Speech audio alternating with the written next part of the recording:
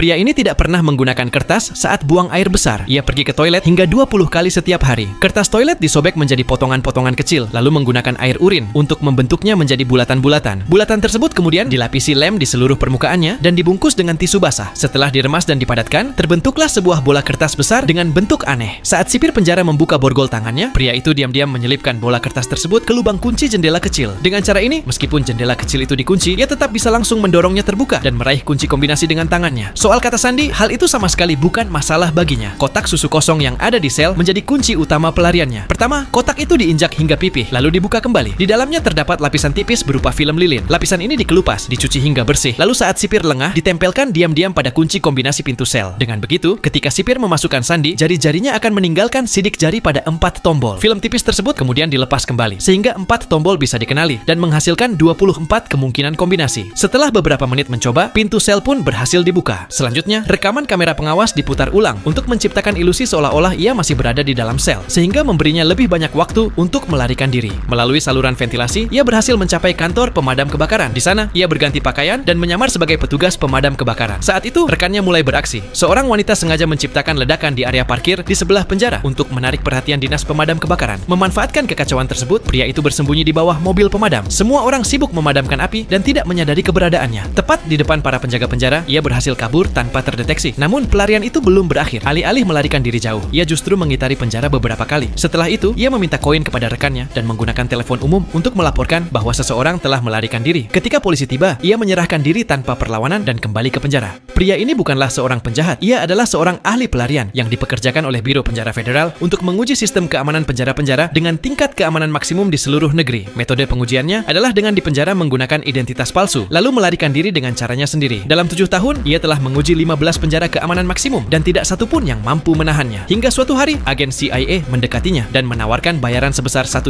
untuk menguji keamanan sebuah penjara misterius milik CIA. Demi bayaran simbolis itu, ia menerima tugas tersebut. Seperti sebelumnya, semuanya disiapkan dengan rapi. Identitas palsu, orang penghubung, dan kode evakuasi untuk menjamin keselamatannya. Rekannya bahkan menanamkan alat pelacak di dalam tubuhnya. Namun, yang tidak ia ketahui adalah sejak saat ia menerima tugas ini, ia telah terperangkap dalam sebuah konspirasi besar.